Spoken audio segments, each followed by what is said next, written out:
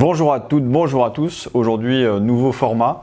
On a envie de vous impliquer, de vous montrer ce qu'il y a à l'intérieur du projet Vista. Et on teste un nouveau format de vidéo pour que vous puissiez rentrer chez nous, quoi, tout simplement.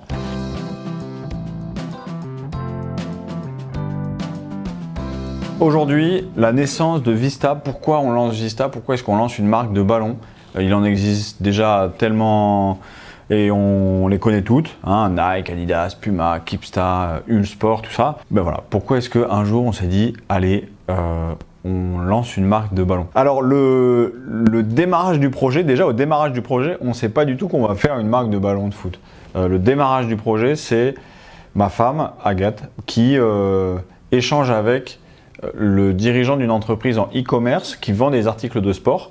Et le gars lui dit, en fait, on vend des maillots responsables et des maillots pas responsables. On vend des vestes de ski responsables et des vestes de ski pas responsables. Mais par contre, on vend que des ballons qui sont pas responsables parce qu'on ne trouve pas d'alternative. Tout le monde voit ce que c'est qu'un ballon de foot, hein, je vous montre pas.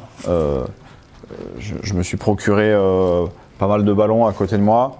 On connaît tous ça, même si on préfère quand ils sont gonflés et qu'on joue avec. Le ballon, ça fait tellement partie de notre quotidien qu'on ne se pose plus la question de c'est quoi un ballon? C'est quoi un ballon de foot? Où est fabriqué un ballon de foot? C'est quoi les matériaux d'un ballon de foot?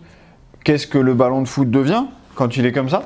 Et c'est comme ça qu'on a plongé dans le projet en fait. C'est vraiment avec le constat de dire ah mais en fait, on a joué au foot toute notre vie mais on ne s'est jamais posé la question de ok, c'est quoi un ballon de foot? Et donc on s'est posé cette question. Au début, on était un peu tout seul.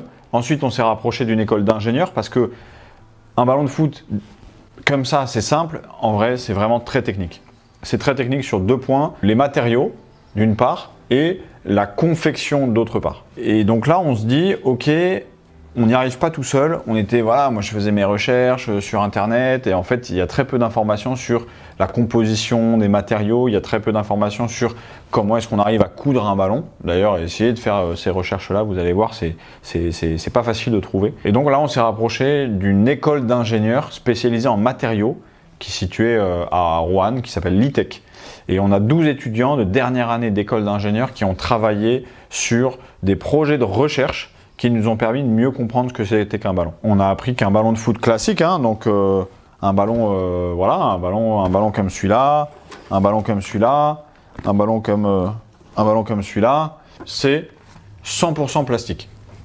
Ça veut dire quoi 100% plastique? Ça veut dire que c'est 100% origine ressources fossiles, 100% pétrole. Un ballon de foot classique, c'est entre 5 et 8 plastiques différents.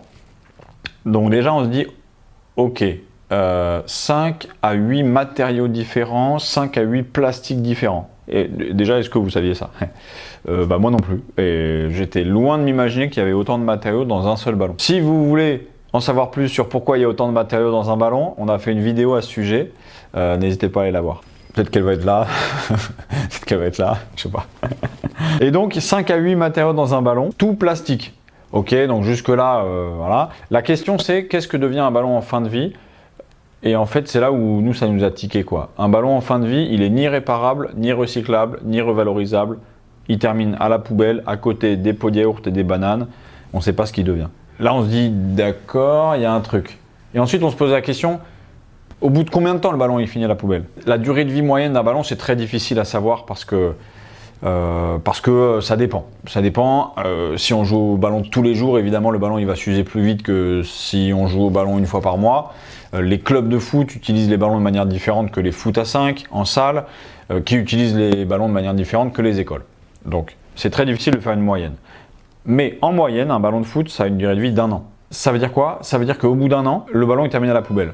Ça veut dire qu'on extrait les ressources fossiles, on transforme en plastique, on fabrique les ballons, on utilise les ballons, on jette les ballons. Juste pour info, ça représente à peu près 30 000 tonnes de déchets par an. Donc là, on se dit, en fait, on s'amuse énormément autour d'un ballon, mais en fait, ça crée beaucoup de déchets, quoi. Et le deuxième sujet, sur lequel, pour le coup, on s'appuie beaucoup sur les rapports des ONG. Hein. Tout est en source sur la vidéo, disponible sur notre site internet. Les ONG, Éthique sur l'étiquette, Greenpeace, nous disent quoi? Nous disent que les ballons de foot à l'instar des chaussures, des maillots, sont fabriqués principalement en Asie, Pakistan, Vietnam, Inde, Chine par exemple, et que beaucoup de salariés, la majorité, sont payés sous les salaires vitaux dans ces pays-là. Et là, on s'est dit, ok, en fait, un ballon, ça rassemble tellement de monde, c'est peut-être l'objet le plus universel au monde, mais il y a d'importantes améliorations à faire au niveau environnemental et franchement d'importantes améliorations à faire au niveau social. Ça, c'est un peu le constat que je vous ai résumé assez rapidement. Tout ça, je dirais, c'est 8 mois de travail, 8 mois à approfondir, 8 mois à comprendre. Donc, n'hésitez pas. Là, je vous ai fait un résumé. N'hésitez pas, si vous voulez en savoir plus sur tout ça, à mettre en commentaire. Et nous, voilà, Vista, vous allez découvrir progressivement. On est une marque de ballon, on est une marque de ballon responsable, engagée. Par-dessus tout, on est une marque de ballon transparente. Donc, on a envie de vous dire, posez-nous les questions et on vous répondra.